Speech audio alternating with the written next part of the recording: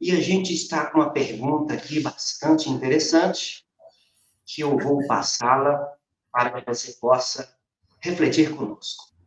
Durante a pandemia, muitos espíritas não participaram de reuniões espíritas, reuniões mediúnicas, gerando alguns desequilíbrios emocionais e ou espirituais, como depressão, medo, ansiedade, insegurança, instabilidade e outros.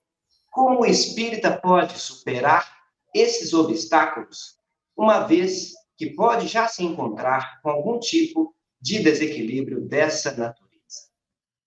É verdade, Júnior. O isolamento social, o distanciamento da convivência, de uma certa forma, saturou os problemas e potencializou as dificuldades humanas que são normais no estágio que estamos. Independente de sermos espíritas ou não, e mesmo amigos de outras crenças, todos nós sentimos o isolamento social.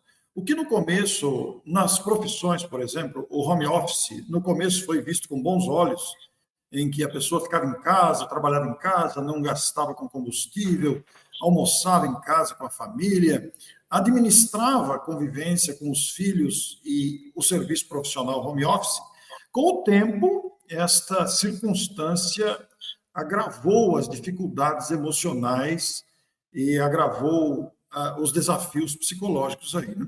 Nós vimos muitos casos de conflitos conjugais se agravarem em virtude da convivência mais próxima. Eu cheguei a ouvir de um amigo, ele disse que eu fiquei assim, achei interessante, ele falou que não sabia que era tão difícil conviver com a esposa dele, porque ele ficava em casa o dia inteiro, né?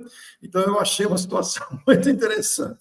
Agora, trazendo isso para o âmbito do movimento espírita, das instituições espíritas, em que muitos de nós, muitos não, pelo menos a quase totalidade, ficamos em casa, não fomos às instituições, fecharam as suas portas, suspenderam as suas atividades, foram mínimas as instituições que permaneceram com alguma atividade aberta, a maioria das atividades foram suspensas, especialmente as palestras, as reuniões mediúnicas, as reuniões de estudos foram efetivadas através de videoconferência, e o trabalho de assistência material, fornecimento de alimentos à população mais carente, esse trabalho foi mantido de formas bastante criativas, né? Mas é verdade também que esse detalhe criou expectativas e criou, digamos, esse desequilíbrio que você citou na pergunta, especialmente a depressão e especialmente uma certa tristeza, uma falta da convivência. Como é que nós vamos superar? Como é que é o final da pergunta? Lê para mim o final da pergunta novamente, Júnior. Apenas o final, não precisa ler desde o começo.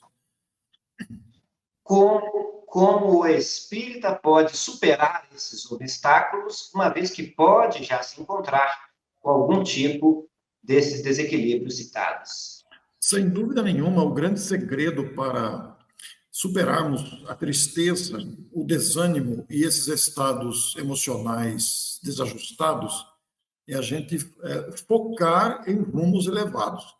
E nós que somos espíritas, nós que já detemos o conhecimento, ou mesmo aqueles que são novatos no espiritismo, que se aproximaram do espiritismo, aí veio a pandemia e causou isolamento, ou que tenham um conhecimento ainda que superficial no espiritismo, nós temos que focar no conhecimento.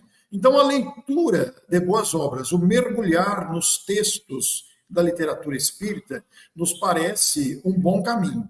E a disponibilidade de conteúdos gravados hoje na internet, com as lives, ao vivo ou gravados, esses conteúdos também ajudam muito a pessoa a superar os estados depressivos, ou de tristeza, de isolamento. Mas, se isso ainda não for suficiente, sem dúvida nenhuma, uma maneira de driblar e de contornar esses estados que podem ter avançado ou começam a se instalar, é a pessoa procurar tornar-se útil de alguma forma.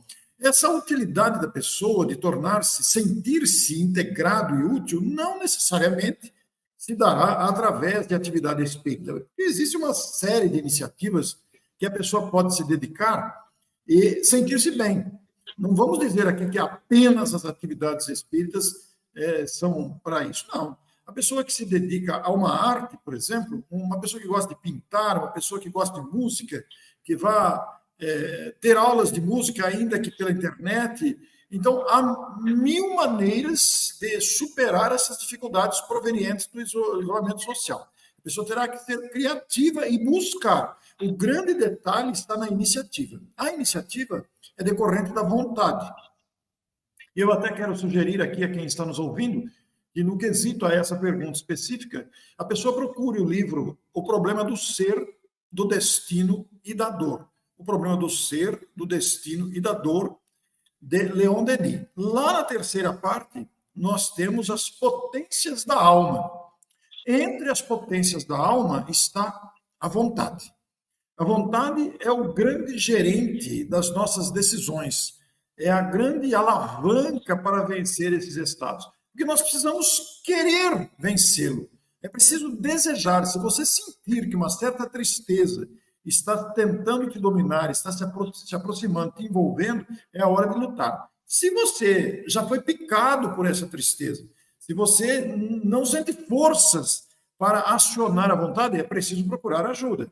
Essa ajuda pode ser uma ajuda, inclusive, profissional. Se não for possível a ajuda profissional de um psicólogo, procure amigos. E procure amigos positivos. Amigos que tenham uma visão abrangente da vida e se entusiasmam com o ato de viver e se entusiasmam com a alegria de viver e acionam mecanismos entusiasmantes.